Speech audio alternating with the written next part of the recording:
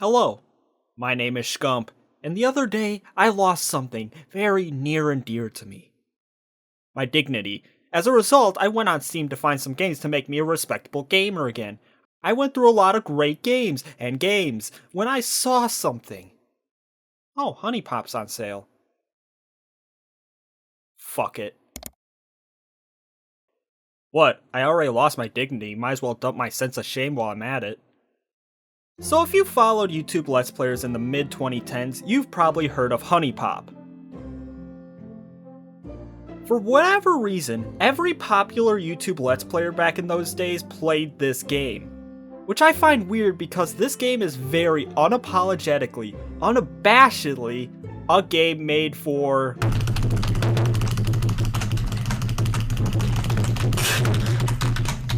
Huniepop on the surface is a game in which you date a bunch of cute anime girls and complete Candy Crush style puzzle levels in order to complete dates and get closer to them so you can ultimately...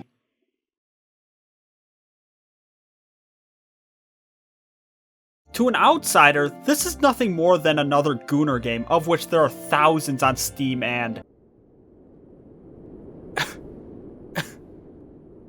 But there is something about this game in particular that attracted so many people, beyond just having cute anime girls with huge dang bangaroos. This is a game that was interesting and engaging enough to attract the most popular YouTubers on the site at the time to play what is essentially a porn game. Well, I played this game so I could find out what that thing was. Yep, that's the only reason. What other reason would I have? Don't judge me.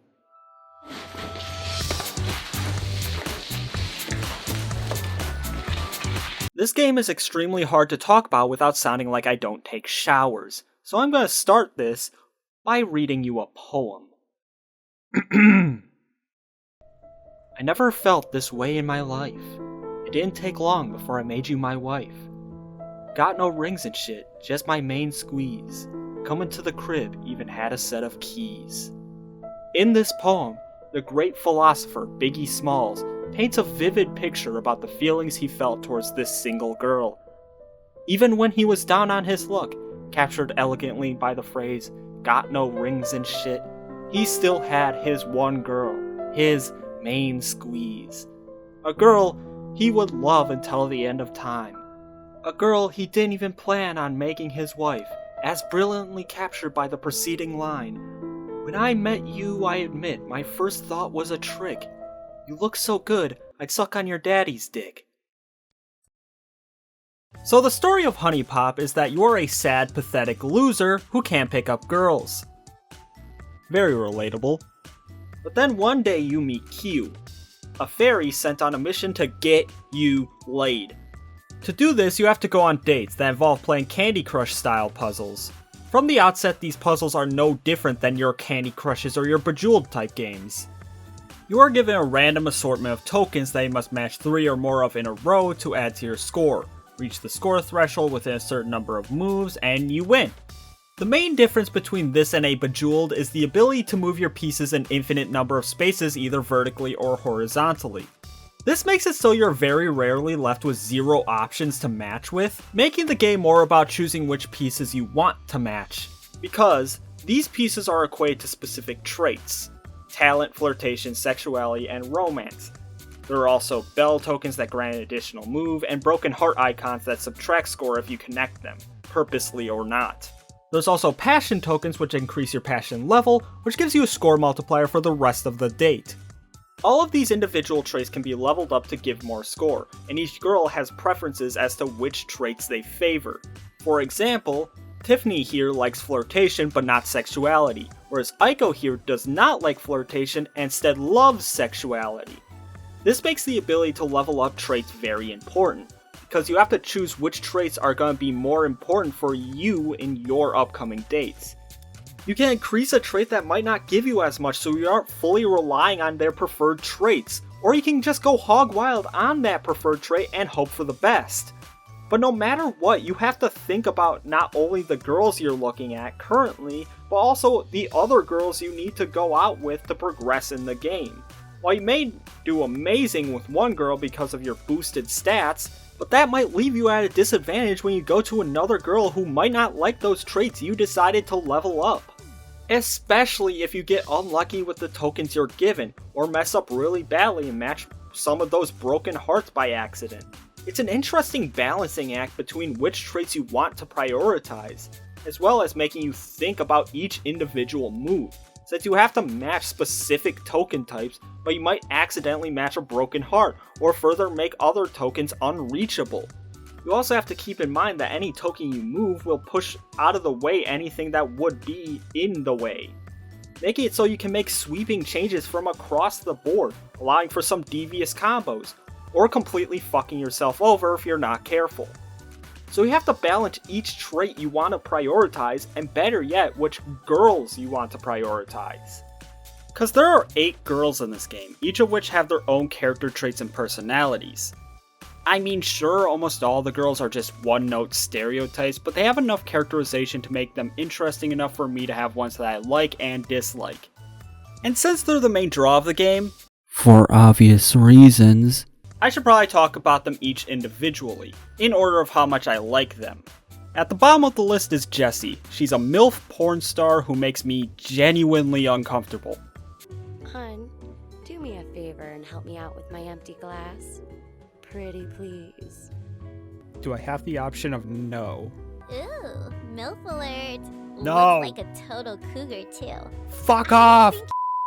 Next we have Audrey. She's a loudmouth party girl, and she's a bitch, and I hate her. Ooh, she's a little feisty one, huh? She's a This bitch. is what we refer to as a mega bitch. Thank you. Yeah, so I had a good time. Don't make such a big deal out of it. Yeah, go fuck yourself, lady. Next we have Belly. She's mostly down here because I constantly forget that she exists, which is really damn sad considering the context of this game. Then there's Kiana. She's really into sports and is here to satisfy the people out there thirsty for Latinas. Me. Then there's Lola, a hardworking stewardess with dreams of being an independent entrepreneur. There's Aiko, the Japanese school teacher who is really sarcastic, but in like a cool way. She's literally described as using jokes and laughter as to temporarily escape or mask her general misery, which is just really damn relatable. Oh my god, could you please be more racist? I can if you ask. Then there's Nikki, the shy gamer girl. I love her. She's the only girl in the game where, in order to pick her up, Q's advice is to just be yourself. I never thought I'd say this to you, but just be yourself? Finally! I just feel like she understands me. I like to play video games, especially fighting games. Fighting games? Hell yeah, you're my girl. You play Mortal Kombat? But then finally, Tiffany, the best girl. She's the cute anime school girl cheerleader archetype, and she's also Jessie's daughter, but much like me, doesn't like her. I'd be perfectly fine if I never saw my mom again. My mom! Ladies! I think she's the best because I feel like I relate to her the most. Also, she's cute. And embarrassingly enough, I like a girl who will call me a dork. Shut up! You're such a dork. Too much info? Yeah, too much info. But you are forced to interact with these people and get to know them all, meaning that, since there are ones that I actively dislike, the interactions aren't just one-note Animal Crossing interactions. Generic, uninteresting, bland.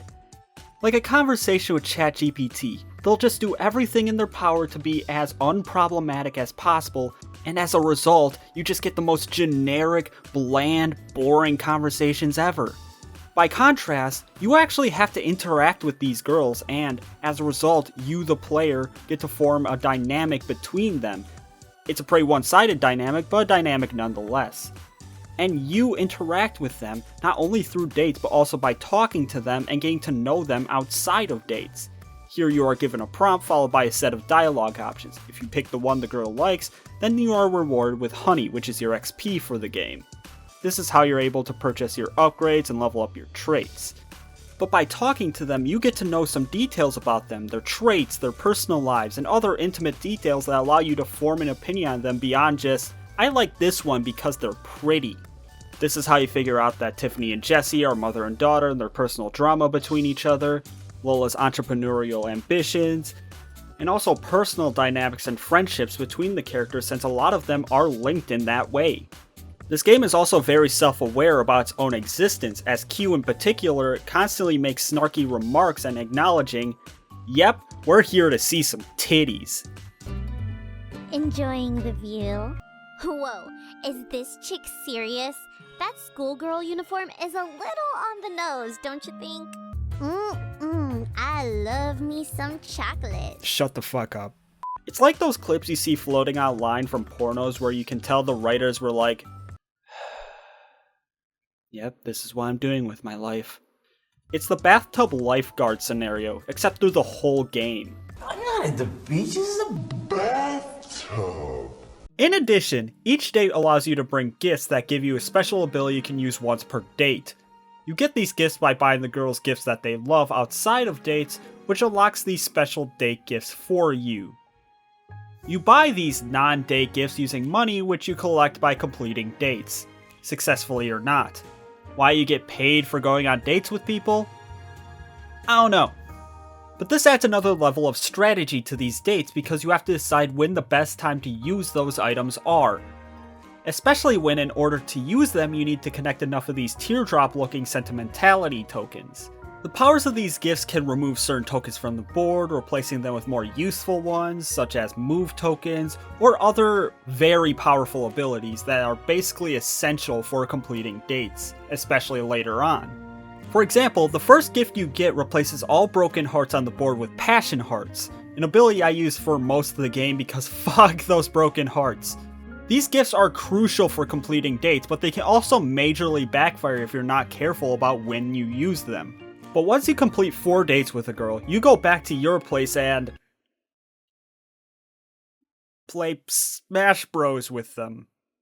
This prompts a minigame where you now have unlimited moves, but your score constantly drains, meaning you are now supposed to make as many matches as possible rather than strategizing which traits to match.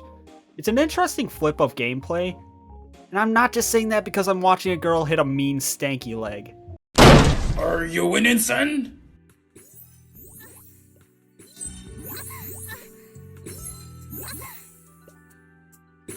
Now, while there are 8 girls in the base game, there are actually 4 secret characters. You see, if you go to any outdoor area and drop a bag of goldfish, you meet...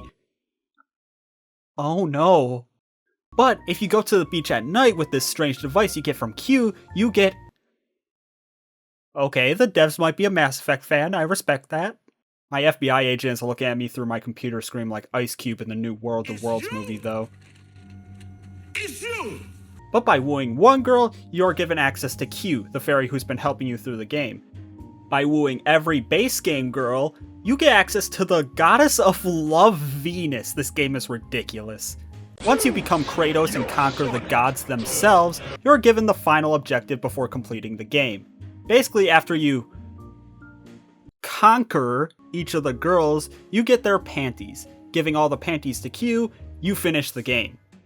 A little misogynistic, but I'd expect nothing less from this game. But you aren't really rewarded for doing that. You finish the game, sure, but that's it. There's no ending or reward that says, good job, you're a non-committal piece of shit. Just Q saying, good job, and a new hard mode called Alpha Mode. Yeah, I can become just like my hero. This punishment stuff is going to stop. I am now the Alpha. This game is certainly not perfect. It's still, in essence, a porn game, but I just find this game so fascinating. I think of this game in the same way my mom thinks of Candy Crush. It offers a very simple yet addicting puzzle game with enough strategy to keep things interesting throughout. Honestly, if you remove the porn from it, you just have a neat little puzzler with some interesting little characters. Because with the porn, it's a porn game that's really hard to talk about without sounding like an absolute weirdo. And also, a little disgusting in its premise. If you really think about it, it's Lying Cheating Man the game. but I'm not thinking about it too hard, so I'm gonna act like the time I spend with each girl is the first time I've ever spent with a girl. That's right, I've developed a coping mechanism.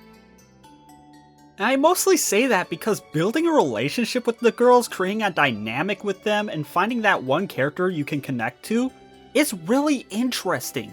I compared it to Animal Crossing before, but I think the connection goes a bit deeper. That game is all about interacting with the villagers and building relationships within your small little town. I almost feel like Huniepop does the same thing for me. It's easy to just see it as bang the chick the game, but I find it interesting in the way that each girl has their own interests and character traits they can get to know and interact with. Not every person will see these characters the same way that I did. You're allowed to pick and choose which ones you like and dislike. And sure, at the end of the day, you gotta woo them all, but my interest lies not in the act of playing hopscotch with them, but in talking to them, getting to know them, their interests, their characters, especially my best girl. That's what I find interesting in this game. It really brings me back to that Biggie Smalls poem. But you was my bitch, that one who never snitch. Love me when I'm broke or when I'm filthy fucking rich. And I admit, when the time is right, the wine is right, I treat you right. You talk slick, I beat you right. What I'm saying is I like the characters in this game. And I know what you're thinking, what the fuck? But alright, I've had this game in my library for a long time, and I feel ashamed that I actually really like it. So I'm just trying to explain that I'm not a Gooner! But that the game is actually a good puzzle game with some neat visual novel elements. I am not a weirdo, I swear. I swear. Please, don't look too deep into that. Also, the music is pretty good.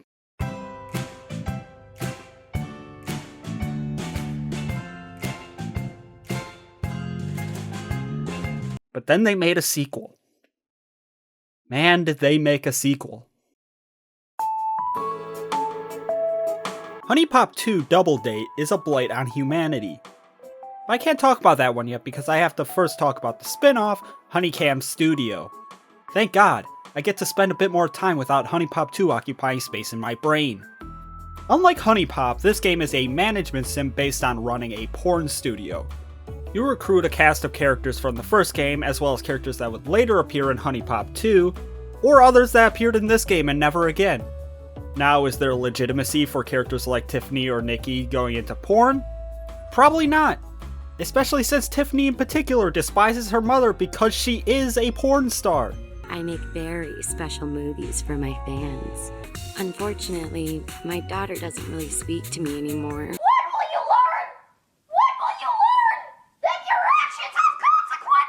But this is a spin-off after all, who cares? Each character exhibits specific traits that you need to manage and optimize alongside giving them items to stack more traits to play along with fan demand and make as much money as possible. These traits are called fetishes. This is a porn studio after all. This game takes on a chibi art style that honestly looks pretty alright.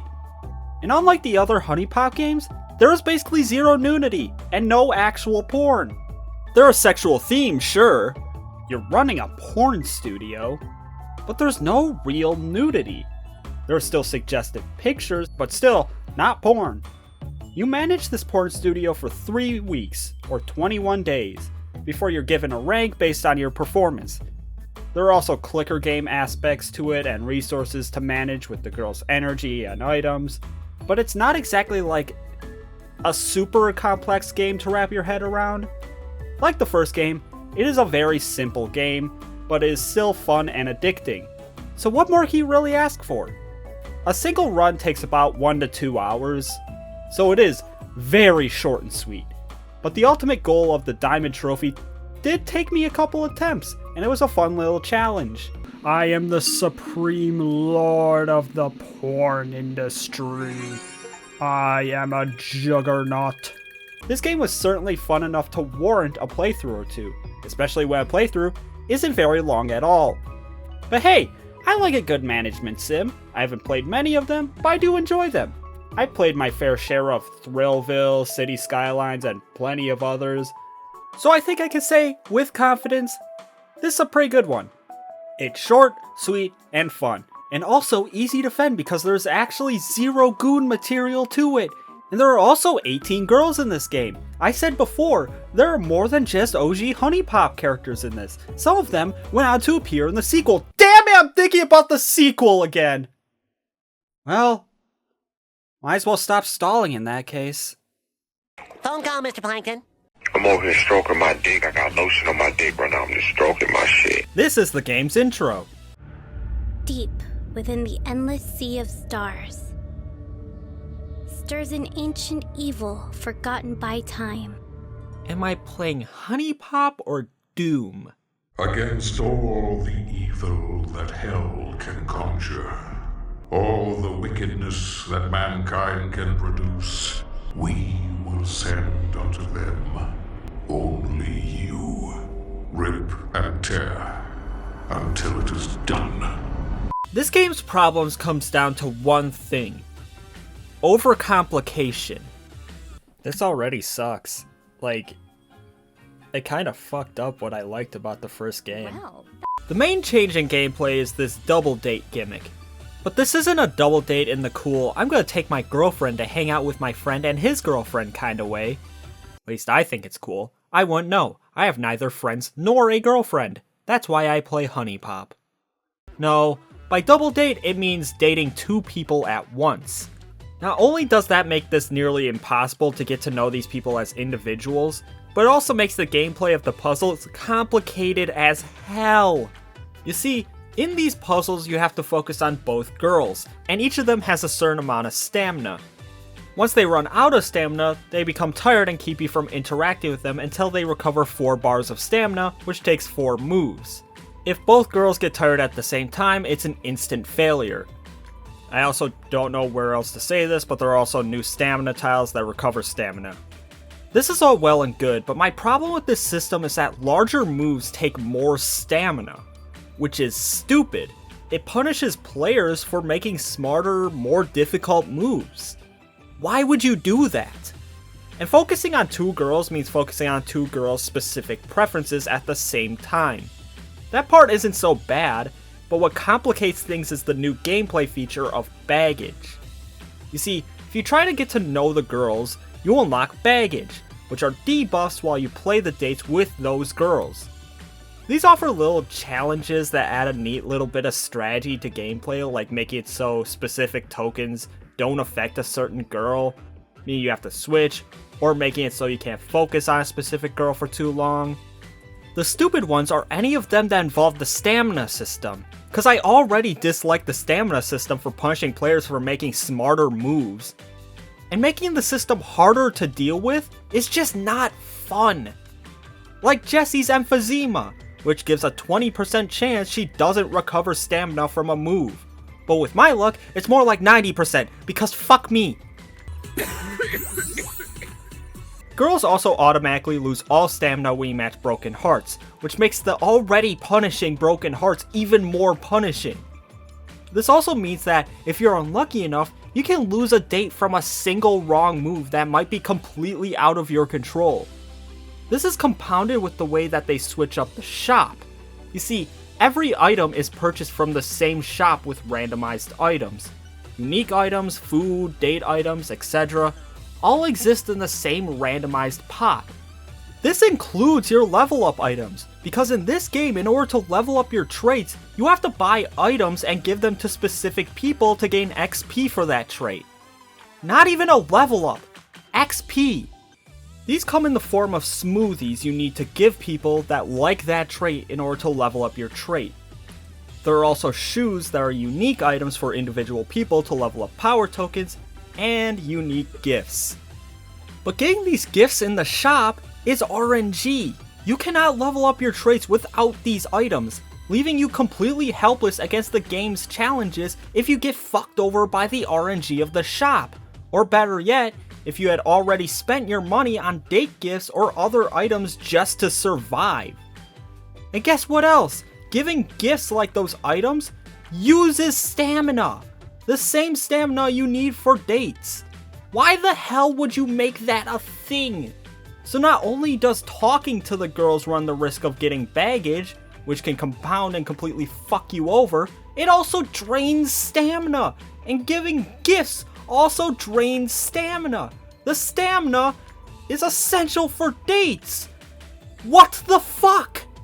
Everything wrong with this gameplay here just comes down to the fucking stamina system. And that's when the RNG of the game falls in your favor.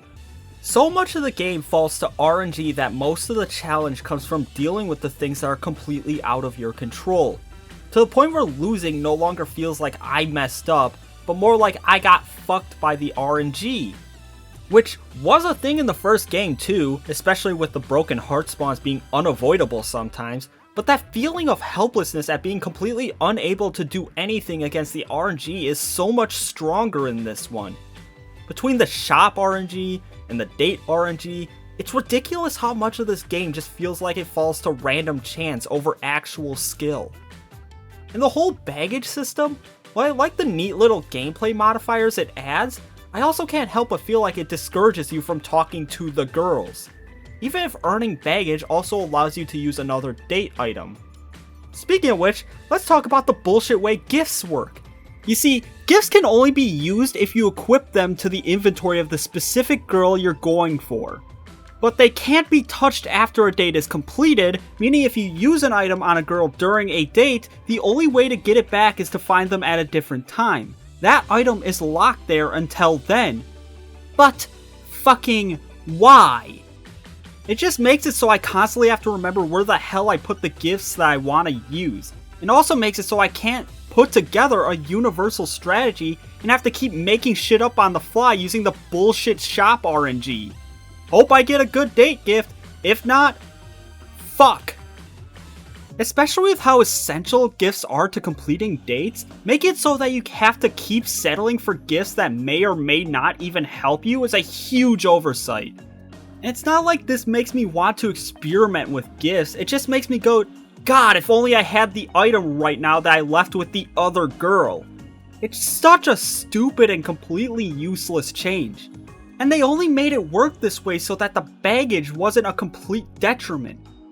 Which it still basically is, so don't get it twisted, especially when both girls have traits that compound to completely fuck a date.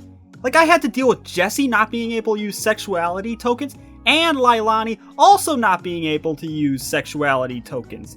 Fan-fucking-tastic!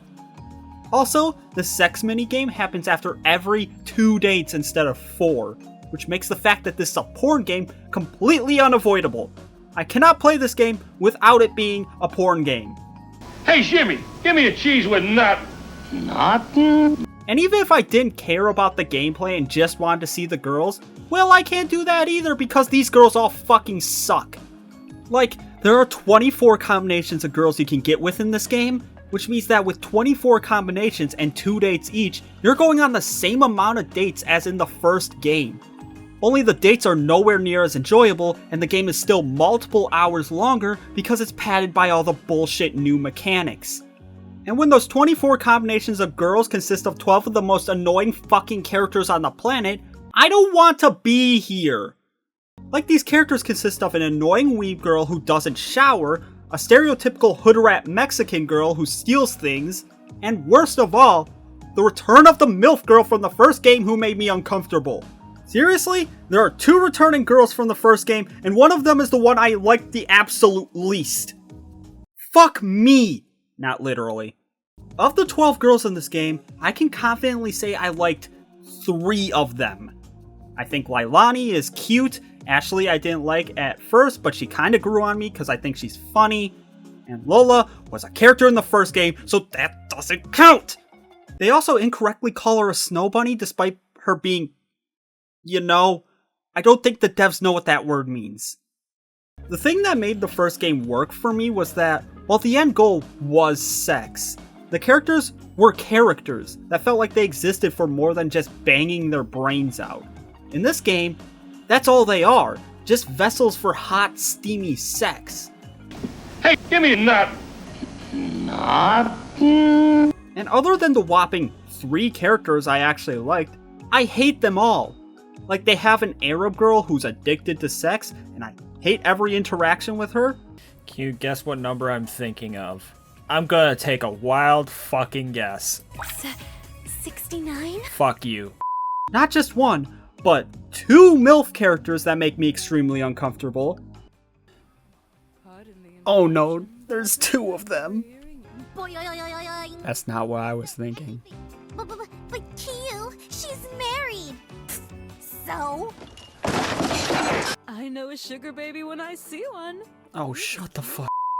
Lillian could probably be a good character for the people who are into goth chicks. Me. But then you try to talk to her and she's absolutely insufferable. My mom forced me to come because she fucking hates me. Maybe I'll just get wasted and let a bunch of guys have their way with me. Then I could blow my brains out just for good measure. My parents hate me, my life is worthless, and everything sucks. Do you think my parents would like that? I hate this woman. The way she's written, it's clear she's a goth girl written by someone who's never seen or interacted with a goth person in their life. She's also Ashley's actual cousin, and they are one of the threesome pairs. That's fucking disgusting. Also, they made it a point that she is 18. I think my initial reaction says everything I need to say about that. You might want to try to find out how old she is. Oh my god. First off, am I gonna need to make 2 cousins bang each other? Second off, the fact that that's the first thing out of her mouth tells me that she is either not of age or barely of age. And the fact that they're making a point out of it is absolutely disgusting. Here they're making it an actual point that she is probably barely of age. That's gross. You don't need to babysit me, okay? I'm not a fucking kid. I'm 18. Yep, there it is. Cause I wanna be eaten out, but I also like choking on a huge cock. I'm 18. I'm 18. I'm not a fucking kid. The dark priestess here is looking a little fresh, if you know what I mean. I'm 18.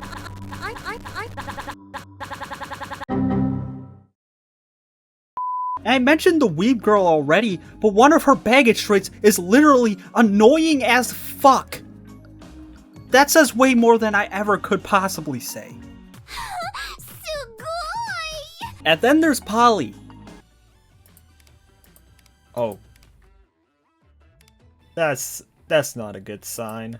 This is so exciting. I've wanted to collab with you ever since I first saw your Quickie Pick page. I don't like her voice.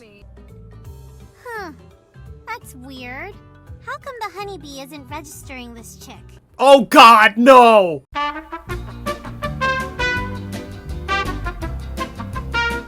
This game is all about putting up with characters' annoying traits for long enough to bang them. And that makes me feel really gross.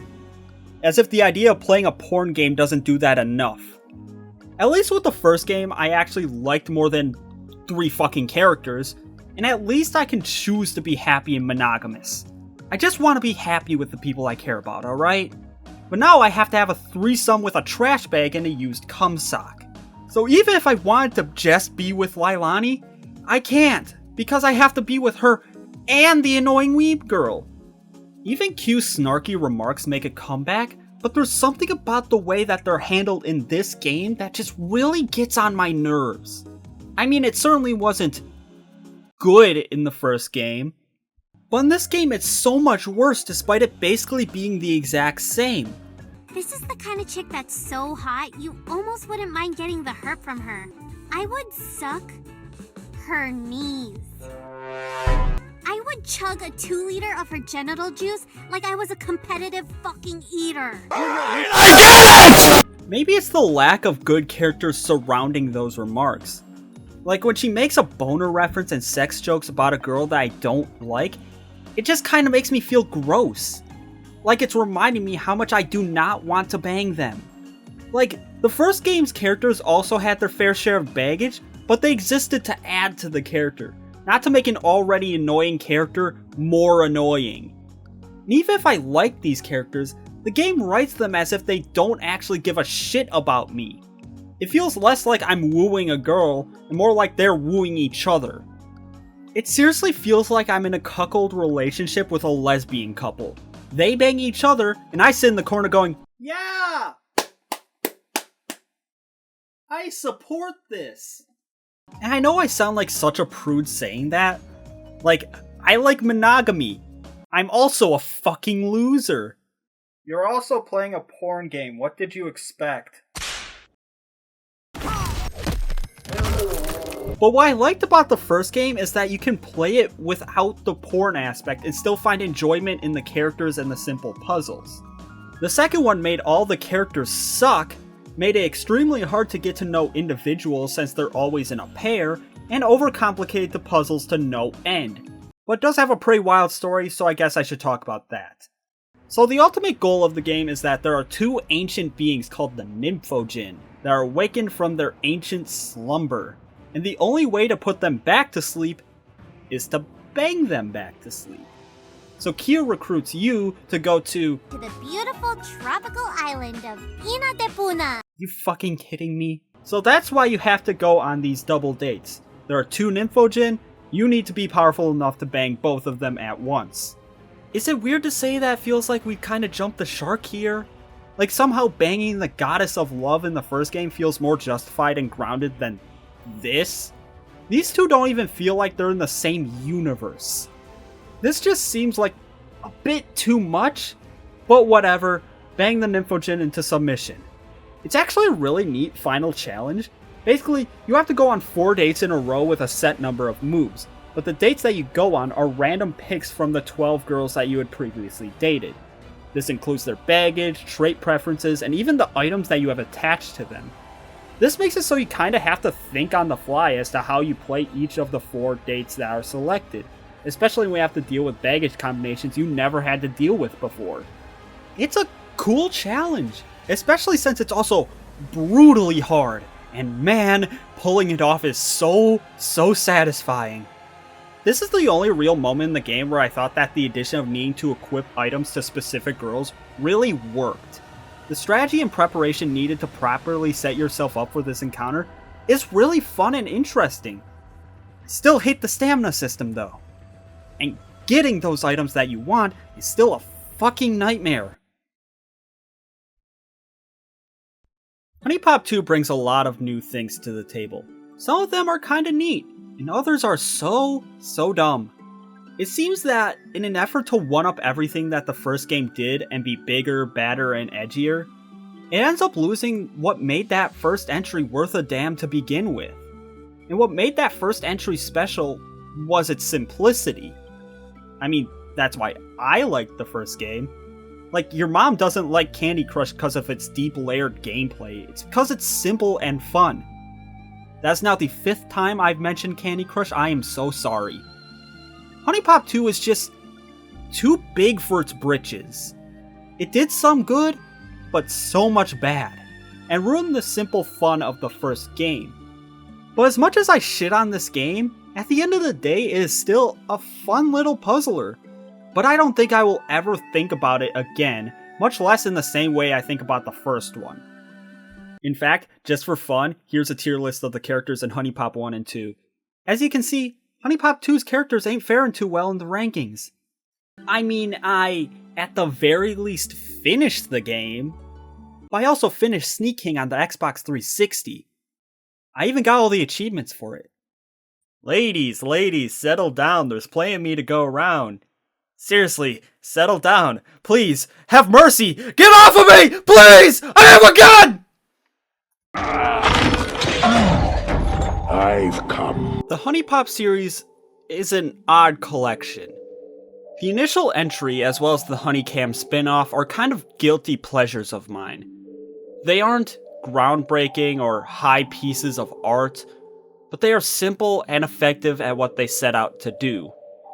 Huniepop 2 is an entry that tries way too hard to build off of the first one, but fails in pretty much every aspect.